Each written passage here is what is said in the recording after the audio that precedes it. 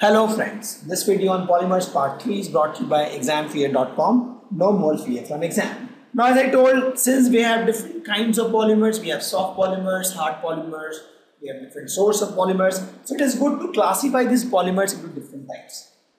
The first classification is based on source. From where are we getting these polymers? Are we generating in the lab? Is it a synthetic polymer or we are getting from nature? It's a natural polymer. So based on source we'll classify. Based on structure also will classify. Okay. And then whether it is a linear, whether it is a branched, whether it is a chain, this kind of structure. Based on mode of polymerization, we will see actually in detail there are different modes of polymerization. So based on different modes of polymerization, sometimes we actually when you go to the polymerization reaction, there is addition reaction, step growth. There are different kind of polymerization reaction. We will talk about that. Based on that, and sometimes based on the molecular force, because it's the molecular force which actually determine the physical and the chemical property. I won't talk about the chemical property because we'll be discussing more on the physical property. It's the molecular force which determines whether a particular polymer is hard or soft. See, actually in life we need all. We need hard polymer also to make switch. We need soft polymer also to form wrapper. Polythene, we need soft polymer. We have different kind of applications of polymer, different kind of requirements. So we need both hard and soft polymers. These softness and hardness of the polymers is typically governed by the molecular force and also from the structure a lot. So we'll classify these polymers into 4 of these buckets.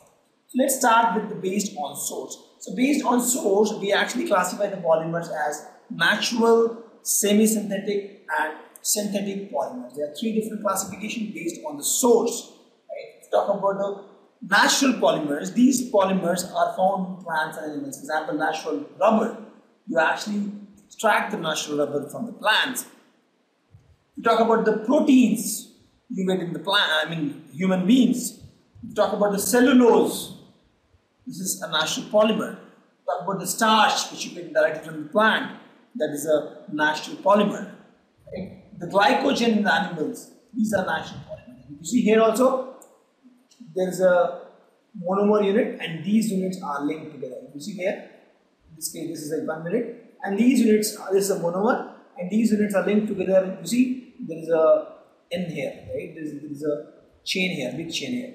But different kind of linkage will understand these things. Let us understand that there is a monomer and from this polymer is created. But this polymer actually nobody synthesized in the lab.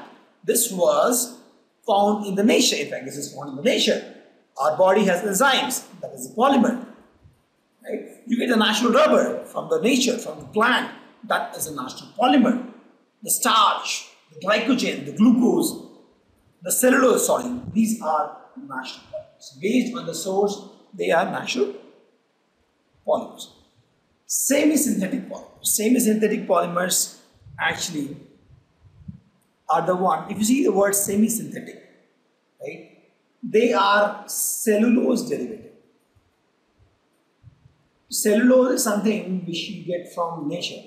The raw material is from nature and then you do some manipulations to it to create a better polymer. Because the natural polymer may not have the desired property.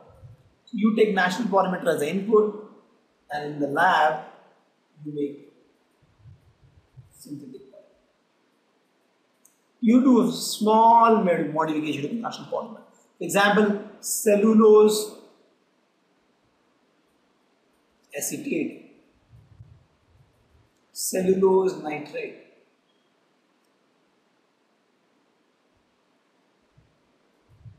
We talk about cellulose acetate, prepared first in 1805, and it is used in the film-based phototherapy, also used in laminating also. We talk about the cellulose nitrate, also called nitrocellulose. It was earlier called gun cotton. It is also used in film-based phototherapy. Okay, so these were the modification of the natural cellulose, natural polymer. Then came the synthetic polymer. This is totally man-made polymer. This is totally man-made.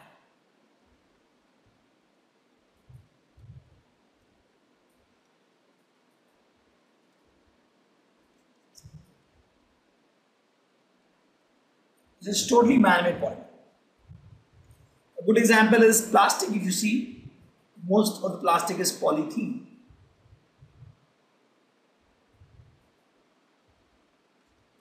The one which we saw.